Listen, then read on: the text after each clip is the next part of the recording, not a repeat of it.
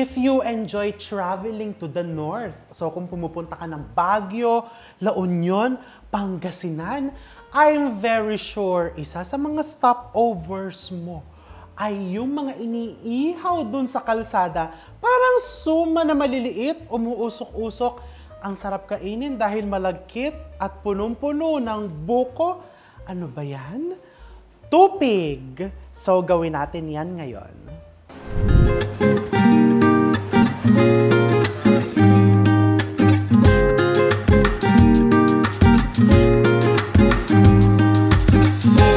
Diba? Yun lasa talaga pag medyo sunog-sunog. Sarap. Kain ka! Tumikim ka na ba nitong tupig?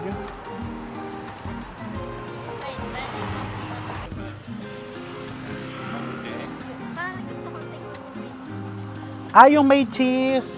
Titikman daw namin yung may cheese. Pero sa amin na yan, ha? Patatawid kami dito. Baka naman ikamatay pa natin to. Hoy, halika. Baka pag nasagasaan kami makunan. Eto with cheese. May cheese nga.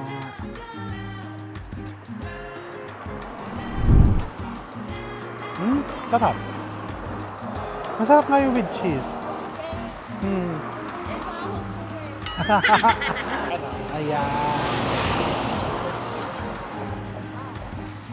Wait lang, may taga pa yung reveal na yun. Nako, actually, sa Baclaran, hindi mo na talaga kailangan pumunta ng Pangasinan. Sa Baclaran, natatandaan ko nung bata ako, may nagtitinda nito dun sa gilid-gilid. Kaso lang minsan wala sila dun. And masarap talaga yung natikman ko the last time we went to La Union. Nandun lang sa kalsada. Pare-pareho silang mga nagtitinda ng tupig, pero there is one particular store. Diyos ko pa, wag nyo nang tanongin because I forgot the name of the store. Ang lagkit-lagkit nung kanyang tupig. Alam mo talagang pure na pure and tinadtad niya ng buko. Yun lang naman talaga eh. Kasi the ingredients, as you will see, super basic. Kailangan lang is wag mong tipirin ng sahog, ng buko. So, gawin natin, very simple. I have here glutinous rice flour. If you're the type na gusto mong talagang everything is from scratch, pwede ka magpagiling ng malagkit na bigas into the bowl. And I'm using coconut sugar. Pwede ka din gumamit ng plain brown sugar lang kasi syempre may kamahalan ng coconut sugar, pwede ding muscovado. So, isama mo lang dyan sa malagkit mo. And this is buko na ginayat.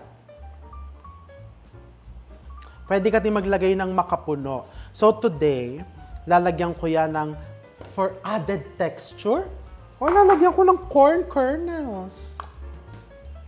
Let's put corn kernels for added texture. Para may nangunguya-nguya ka.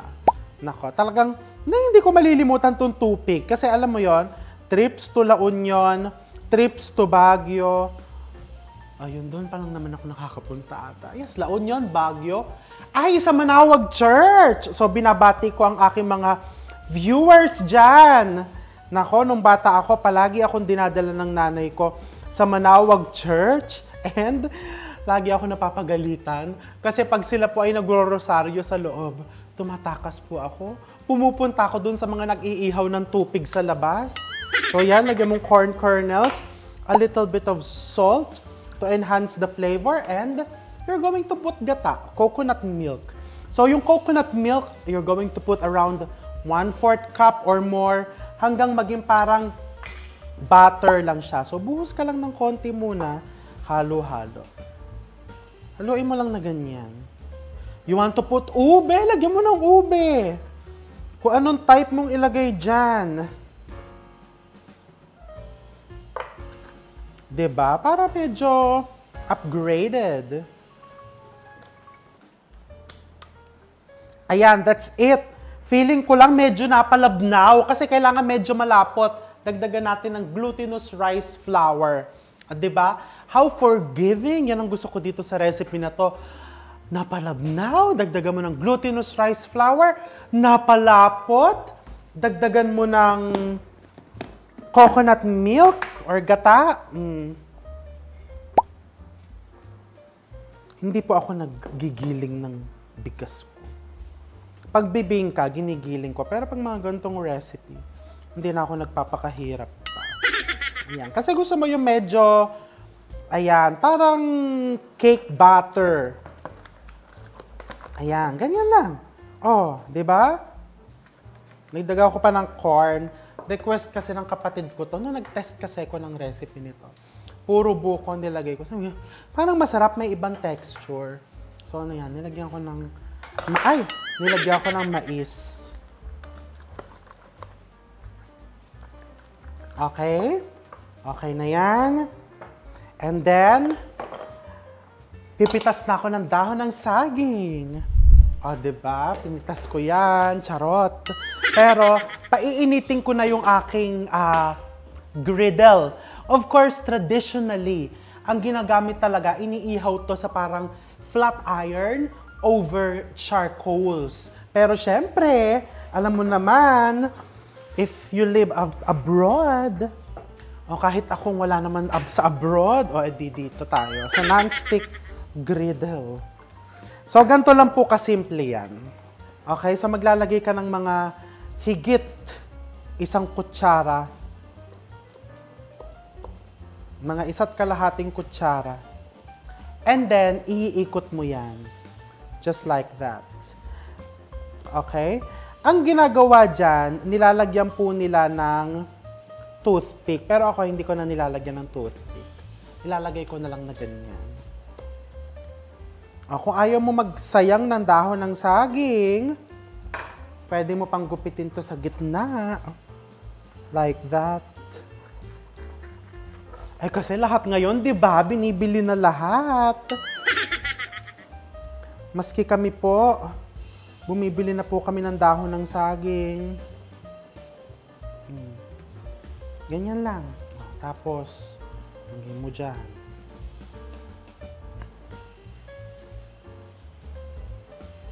Ikot mo lang. Sa Pangasinan, ang bibilis po nila magbalot. Ang magbibigay po talaga ng flavor dito, bukod dun sa buko, tsaka sa gata, ay yung inyong, anong tawag dyan? The process. It's really the cooking process that makes this kakanin or delicacy special. Yun nga lang, no? Kaya feeling ko, ayan, bumukas tuloy, feeling ko. Ayan, napaso ako. Ayos kasi natin yan. Pero alam mo, di ba, wala masyadong nagtitinda nito sa mga malls. Kasi di ba, medyo mabilis po siyang mapanis. Gawa ng may fresh na buko. Tsaka feeling ko, hindi papayagan yung ganito sa mall kasi mausok. Ayan, bumubuka. Ayan, baka sasabihin nyo, kasi hindi mo ginamitan ng toothpick. Pwede mo din naman gamitan ng toothpick kung gusto mo. Talagang ganyan ang niyan. Teka, ibaliktad po natin to. Talagang medyo susunog-sunugin mo yan. Hindi pa. Excited ako. Actually, hihintayin mo talaga medyo masunog yung labas ng dahon ng saging. Ayan, makikita nyo, nagpo-form siya ng steam. Kasi nga, nakakulong yung tupig sa loob ng dahon ng saging. So, talagang siguradong maluluto yan all throughout. And with the high flame, lumalabas yung essential oils nung dahon ng saging. So, the aroma, talagang kapit na kapit dun sa feeling. Ayan, bumukhangkang. O, makikita mo naman, di ba? Naluluto siya. Pwede mo din lagyan ng pabigat na ganyan kung matigas ang ulo. So, paano mo po malalaman kung luto na? So, first, kapag ka-firm na siya, pagka parang tinulak mong ganyan, tumatalbog na. Okay? Tumatalbog. Parang sa karne lang. When you feel like tumatalbog na, ibig sabihin, nag-solidify na, naluto na yung malagkit mo. So, katulad nito, tumatalbog na, luto na yan. Ah, diba? Talbog, luto na. Gusto mo talagang ganyan, ha? Yung masusunog. Kasi, it means that yung flavor ng banana leaves ay bonggang-bonggang kumapit sa iyong tupig. O, eto, no? Makikita mo, luto na to. Luto na. Diba? Firm na. For tupig, okay lang na matusta mo siya ng konti. But I wouldn't recommend na ma-undercook mo. Kasi, diba, yung rice flour, yung malagkit, kapag ka-undercook, lasa mo na hilaw. Yung parang may lasang, ewan ko ha sa akin, parang lasang sabon pagka hilaw siya. So, okay lang na matusta mo ng konti rather than mahilaw mo siya. Okay, cooked. This one is cooked. This one is also cooked. Cooked. Cooked. Cooked. Etong matitigas ang ulo. Cooked. Cooked. Nako, meron pa ako natira dito. Alam mo, kachichika ko yan. So, kaya naman talaga makikita mo yung mga sasakyan dyan sa may La Union, sa Pangasinan, pilang-pila, hindi naman dahil matagal ang waiting time kasi of course, the best time to eat your tupig is kapag talagang bagong luto. Wag naman yung tipong mapapaso ka. Eto, okay na to. Majinit pa siya o umuusok. Ay, ang lagkit.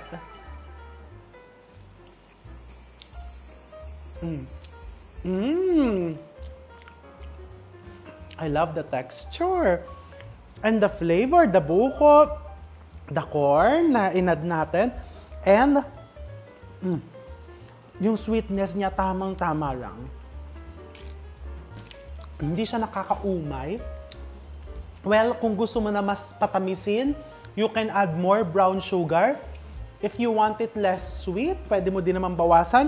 Pero tong nilagay natin na brown sugar or coconut sugar, which is half a cup, perfect. Hindi mo na kailangan pang, alam mo yon, magdagdag para sa akin, ha? Pero again, it's up to you. So what are you waiting for? No need to travel to the north to try this bonggang-bonggang tupig. At para sa mga kababayan natin, to my viewers living abroad, o diba? Ang problema mo na lang ay dahon ng saging. Oo nga, no?